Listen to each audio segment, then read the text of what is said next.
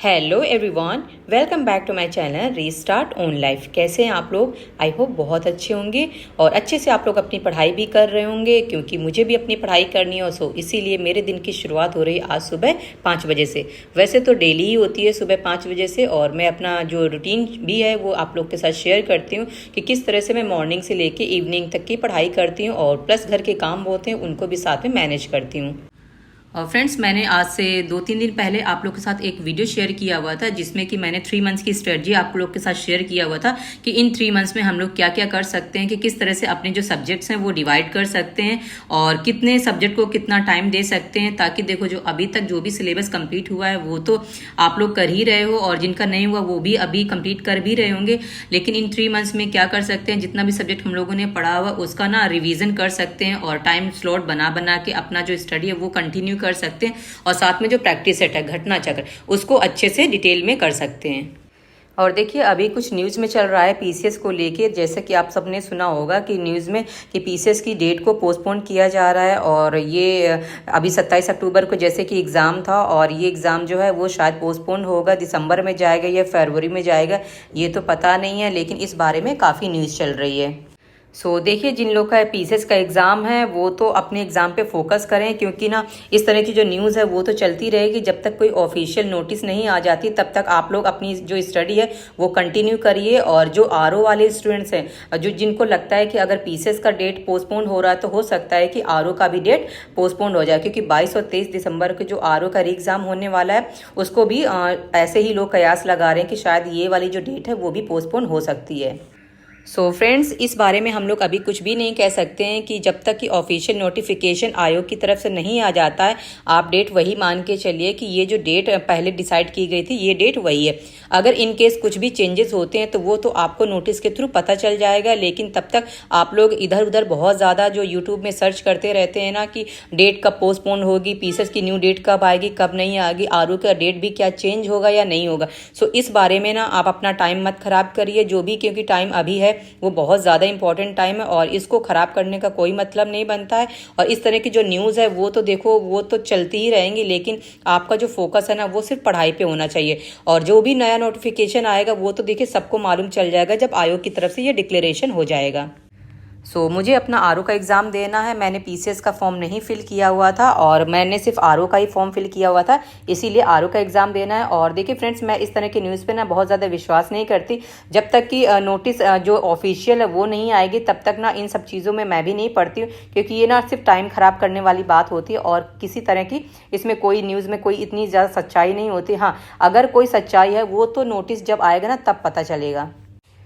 और अभी मैं आ गई हूँ किचन में, और ये सुबह का ब्रेकफास्ट तैयार कर रही हूँ। और इससे पहले सुबह मैंने मॉर्निंग में उठ के हिंदी पढ़ लिया था। देखिए, सुबह सुबह पढ़ने का ना यही फ़ायदा होता है कि जब भी आप किचन में आएंगे ना आपको ना एक अंदर मोटिवेशन मिलेगा कि जो सुबह है ना मैंने पढ़ाई कर ली है, और जो भी मेरे दिन की शुरुआत है वो पढ़ाई से हो चुकी है, ताकि अब जो घर के काम होंगे ना तो देखो घर के काम में भी ना ज़्यादा टेंशन नहीं होती, क्योंकि ना हमने ऑलरेडी पढ़ाई कर ली है। अब डायरेक्ट हम किचन में आ जाते हैं ना तो हमें ऐसा लगता है कितनी जल्दी जल्दी अपना काम ख़त्म कर लें, ऑफिस के बाद में पढ़ाई करें। ना देखो, काम करते समय पढ़ाई की टेंशन होती है और पढ़ाई करते समय काम की टेंशन होती है। जो इस तरह की प्रॉब्लम है ना वो दिमाग में चलती रहती है, क्योंकि अगर जो हाउस वाइफ है तो उनके दिमाग में ये सारी चीज़ें आना ना स्वाभाविक है, क्योंकि उन्हें घर भी मैनेज करना होता है और साथ में अपनी पढ़ाई भी मैनेज करनी होती है। इसीलिए मैंने क्या किया हुआ, अपना जो टाइम है वो इस तरह से डिवाइड किया हुआ है कि हफ्ते में कम से कम 4 दिन तो मैं सुबह उठ के अपनी पढ़ाई कर सकूँ। और वीकेंड की वाली बात है तो वीकेंड में ना तो लेट सवेर हो जाता है, तो उसमें मैं इतना ज़्यादा टेंशन नहीं लेती, क्योंकि फैमिली है, फैमिली को भी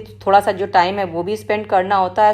और एक मेरी व्यूवर है, उन्होंने मुझे कमेंट किया हुआ था कि दी आप करंट कहाँ से पढ़ते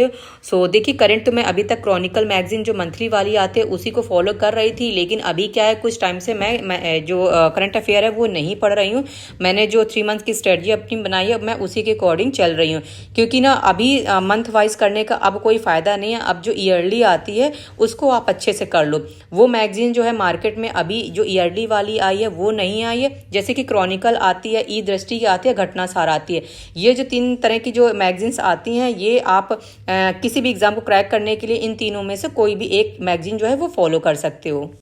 और मैंने मार्केट में पता किया था कि जो क्रॉनिकल आती है ईयरली वो तो आ चुकी है, बट जो ई दृष्टि है और साथ में घटनासार ये जो मार्केट में है ये अक्टूबर के फर्स्ट वीक में आएगी। सो इसीलिए मैं उसका वेट कर रही हूँ कि जब ई दृष्टि आ जाए या फिर घटनासार आ जाए, उन्हीं दो में से कोई भी एक जो मैगजीन है वो उसी को मैं लूँगी और उसी से पढ़ूंगी।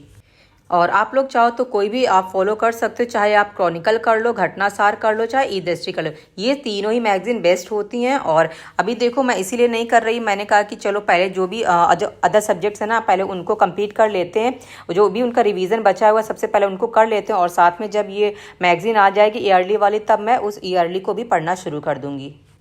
और यहाँ पे मैं दोबारा आ चुकी हूँ किचन में, क्योंकि मैं दोपहर का खाना जो है वो मैं डेली बनाती हूँ। मॉर्निंग में जो भी मुझे बनाना होता है सब्जी रोटी वो तो मैं बना चुकी होती हूँ, लेकिन दोपहर को मोस्टली मैं चावल के साथ जो भी मुझे बनाना होता है मैं वही चीज़ बनाती हूँ। मोस्टली क्या होता है कि जैसे चावल हो गया, दाल हो गया, इस तरह का जो रेसिपी है वही मैं बनाती हूँ, ताकि ये ईजी भी होती है, जल्दी बन जाती है, और चावल भी जाना ज़रूरी है। मेरी बेटी तो चावल ही मोस्टली खाती है दोपहर में स्कूल से आने के बाद में, तो इसलिए तो मुझे चावल बनाना ही पड़ता है। और दाल हो जाती है या फिर कोई ग्रेवी वाली सब्जी है तो उसके साथ वो चावल हो जाता है, लेकिन मोस्टली मैं चावल जो है वो दोपहर में बनाती हूँ, क्योंकि रोटी जो है वो मैं सुबह बना चुकी होती हूँ। आज मैंने अरहर की दाल बनाई हुई थी, और जब मैंने दाल बनाई हुई थी तो मैंने दाल में ही सारी चीज़ें उसी में ऐड कर लिया था। टमाटर हो गया, मिर्च हो गया और प्याज हो गया, ये जो चीज़ें हैं वो मैंने एक साथ ही मिक्स करके डाल दिया था और एक सीटी लगा दी थी। और इसके बाद में जब भी मुझे तड़का लगाना होता है तो ये जीरे और लहसुन और हींग इनका जो तड़का होता है वो मैं बाद में लगा देती हूँ, या कभी कभी फ्राई करने का मन करता है तो फिर मैं बाद में फ्राई कर लेती हूँ, पहले नहीं डालती हूँ चीज़ें। तो जैसा मेरा मूड होता है और जैसा मेरे पास टाइम होता है मैं उसी तरह से मैनेज कर लेती हूँ। और दोपहर का खाना मैंने बना लिया था और खा भी लिया था, बेटी भी स्कूल से आ गई थी, सो उसी के साथ मैं बैठ के खाना खा लेती हूँ। और अब मैं बैठ गई हूँ दोबारा अपनी पढ़ाई करने के लिए, और अभी मैं रीजनिंग सॉल्व कर रही हूँ। और रीजनिंग मैं सोच रही हूँ फ्रेंड ना 2-3 दिन के अंदर जितने भी टॉपिक्स हैं ना मैं उनको ख़त्म कर लूँ, क्योंकि ना ये डेली डेली का जो जैसे होता है ना, एक टॉपिक हमने पढ़ लिया, 2 टॉपिक पढ़ लिया, तो मैं क्या कर रही हूँ, मैं सोच रही हूँ जितने भी टॉपिक्स मुझे आते हैं ना उन सबका एक साथ रिवीजन जो है ना 2 से 3 दिन में मैं फटाफट कर लूँ, क्योंकि बहुत सारी जो चीज़ें हैं रीजनिंग में मुझे पहले से आती हैं, लेकिन जैसे कुछ जो टॉपिक्स हैं वो मुझे नहीं आते हैं, बस उन्हीं वही जो टॉपिक है ना उन्हीं को मैं बार बार प्रैक्टिस कर रही हूँ। और देखिए रीजनिंग में भी 10 से 15 क्वेश्चन जो है वो आरओ के एग्जाम में भी आते हैं, और साथ में जो सी सेट है उसमें भी आते हैं। जो पीसेस वाले बच्चे हैं उनको भी देखो रीजनिंग पढ़नी पड़ती है, रीजनिंग के साथ में उनको मैथ्स का हो गया पोर्शन और साथ में हिंदी का, वो जो कॉम्बो होता है वो सी सेट होता है। लेकिन जो आरओ में है वो मैथ्स का इतना कोई स्कोप नहीं है, मैथ्स के 2 से 3 मुश्किल से जो क्वेश्चन होते हैं 2 से 3 अगर आ जाते हैं तो बहुत अच्छी बात है, वरना जो ज़्यादातर क्वेश्चन होते हैं ना वो रीजनिंग के ही होते हैं। सो रीजनिंग की जो प्रैक्टिस है वो तो देखो कर लेनी चाहिए, ताकि ना इससे बनने वाले जितने भी क्वेश्चन हैं, कम से कम अगर 12 से 13 क्वेश्चन आते हैं ना तो उनमें से 2 या 3 ही क्वेश्चन ऐसे हों जो अगर हमें लगता है नहीं आ रहा है या नहीं बन पा रहे हैं, जैसे सीरीज वाला टॉपिक हो गया, कभी कभी होता है सीरीज का लॉजिक नहीं लग पाता है, चीज़ें नहीं निकल पाती हैं। सो या प्रैक्टिस करने के ऊपर है, बहुत सारी जो चीज़ें होती हैं वो आसान भी होती हैं, बन भी जाती हैं। तो इसी तरह के जो है 10 से 12 नंबर कहीं नहीं गए हैं, अगर हमने उसको बहुत अच्छे से प्रैक्टिस कर लिया तो वो जो रीजनिंग वाला पोर्शन है वो हमारा बहुत अच्छा हो जाएगा।